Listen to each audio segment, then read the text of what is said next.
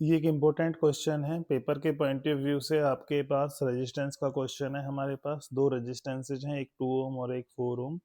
दोनों को हमने पहले पैरेलल में कनेक्ट किया है, connected in parallel first and then in sorry connected in series first then in parallel. ठीक है, वो किसी को भी आगे पीछे बोल सकता है, उससे कोई फर्क नहीं पड़ेगा, पैरेलल में पहले या सीरीज में पहले। पर एक बार उन्हें पैरेलल में कनेक्ट करना है, एक बार सीरीज में कनेक्ट किया। इन्होंने पहले सीरीज में कहा है तो मैंने दोनों को पहले सीरीज में लगा दिया, एक रेजिस्टेंस और ये दूसरा रेजिस्टेंस।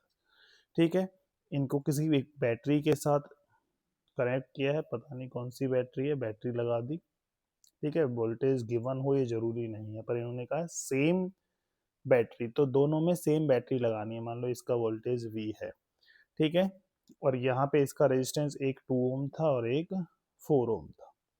फर्स्ट दोनों को सीरीज में कनेक्ट किया है तो सीरीज में रेजिस्टेंस कितना हो जाएगा, 2 + 4, ये हो गया आपके पास 6 ओम। और हीट प्रोड्यूस इन सीरीज आपके पास कितना है, हीट का फॉर्मूला आपको पता है, I²RT होता है। सीरीज में है तो S लगा देता हूँ।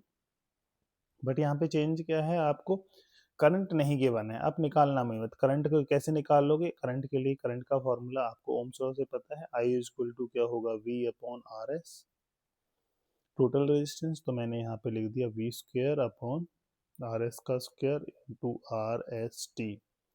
इससे इसकी एक पावर कैंसिल होगी, आपके पास आ गया V² नीचे RS की वैल्यू 6 इंटू T, ये एक वैल्यू आपकी। ठीक है, दूसरे केस में क्या था, इन्हीं दोनों रेजिस्टेंस को आपने पैरेलल में कनेक्ट करना है, तो दोनों को फिर से मैंने पैरेलल में कनेक्ट किया। ठीक है, सेम बैटरी के साथ और सेम टाइम के लिए, तो सेम बैटरी यूज की यहाँ पे। और ये बैटरी आपको यहाँ पे की लगाओ बेशक मत लगाओ, उससे हमें कोई फर्क नहीं पड़ेगा क्वेश्चन में। इसका सेम वोल्टेज V। ठीक है, अब यहाँ पे आपको इसमें अगर रेजिस्टेंस निकालना है तो पैरेलल में रेजिस्टेंस निकालने के लिए ऐसे जोड़ोगे, ये आपका 2 ओम था, ये आपका 4 ओम था, रेसिप्रोकल करके ऐड करना है, तो 1/2 + 1/4। ठीक है, ये आपने यहाँ पे ऐड कर दिया तो ये आपके पास ये आना चाहिए। ठीक, अब यहाँ पे ये आपके पास कितना हो जाएगा, इन दोनों को एलसीएम लेके ऐड करो, एलसीएम आया आपके पास 4, और इसे 2 से डिवाइड किया, 2 2 जा 4 + 4 1 जा 4, तो ये आ गया 3/4। ठीक है, आपके पास 1/RP की वैल्यू आ गई 3/4। क्वेश्चन में अब आपको आगे क्या करना है, यहाँ पे RP की वैल्यू यहाँ से निकालोगे तो RP = आ जाएगा 4/3। अब आप हीट निकालो, हीट इन पैरेलल, तो फिर से फॉर्मूला बनेगा आपके पास V² में R इंटू टी, जैसे यहाँ पे होता V² में R into T, but R यहाँ पे अब की बार कौन सा है, पैरेलल में, तो ये बन जाएगा V²T। ठीक है, गुड। और अपॉन में R आएगा, R यहाँ पे कितना है, ये 4/3, तो 4 नीचे और 3 ऊपर हो गया। अब आपको दोनों का रेशियो पूछा है तो HS/HP कर लो। ठीक है, यहाँ पे ऊपर जो हीट आई थी वो आई थी आपके पास V²T/6 में आ गया ये 3 V²T/4। ठीक है, V²T से V²T मैंने कैंसिल कर दिया, तो यहाँ पे रह गया आपके पास ये 4 ऊपर चला जाएगा, नीचे आ गया 3 इंटू 6।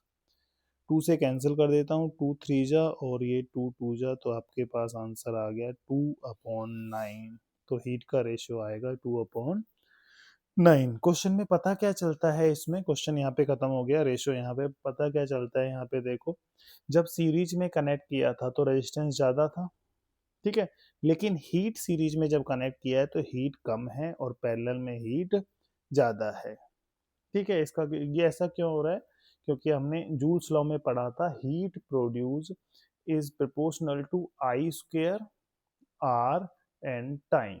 तो अब यहाँ पे क्या है, R की पावर 1 के डायरेक्टली प्रोपोर्शनल है, लेकिन करंट के स्क्वायर के डायरेक्टली प्रोपोर्शनल है।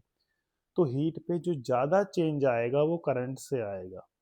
और करंट से एक चेंज कैसे आ रहा है, फर्स्ट में रेजिस्टेंस सीरीज में थी तो रेजिस्टेंस इंक्रीज हुआ था, और रेजिस्टेंस इंक्रीज होने से करंट डिक्रीज हो गया, जिसकी वजह से हीट कम आई है। सेकंड वाले केस में हमने रेजिस्टेंस को पैरेलल में कनेक्ट किया, जिसकी वजह से रेजिस्टेंस डिक्रीज हुआ, और रेजिस्टेंस के डिक्रीज होने से यहाँ पे करंट इंक्रीज हो गया, करंट के इंक्रीज होने से हीट ज़्यादा प्रोड्यूस हुई है। ठीक है, थैंक यू।